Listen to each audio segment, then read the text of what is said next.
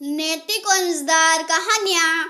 गिलहरी की कहानी। तो कहानी कुछ इसी प्रकार से शुरू होती है।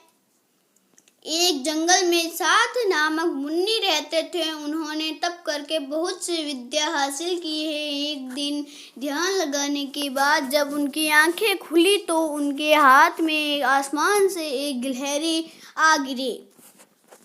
वह गिलहरी खून से लथपथ थी, क्योंकि वो चील के पंजों से छूटकर मुन्नी के हाथों में आ गिरी थी।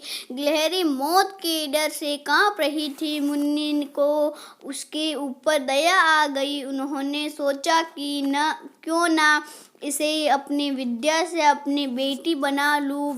मेरी पत्नी कब से संतान प्राप्ति की चाह रही थी, लेकिन उसके भाग्य में संतान है ही नहीं।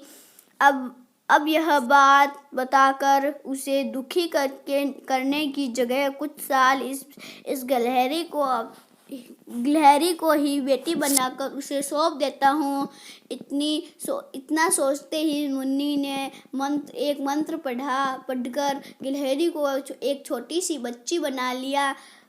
वो उस गिलहरी को बच्ची बनाने के बाद गोद में उठाकर अपनी पत्नी के पास लेकर आया। उन्होंने कहा, लो अब इसे अपनी बेटी मानकर ही पालना। सोच लो, भगवान ने तुम्हारी बात सुन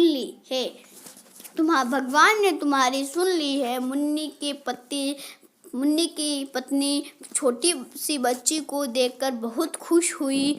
अब गिलहरी से बच्ची बनी लड़की मुन्नी के घर में बड़े लाड़ प्यार से पलने लगी। मुन्नी की पत्नी ने कुछ दिनों के बाद बच्ची का नाम वनदाता रखा।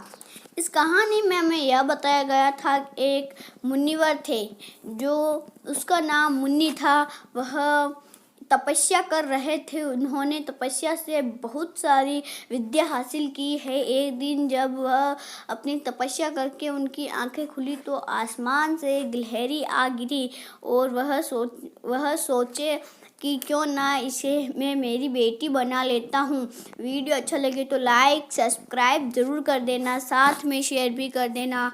धन्यवाद।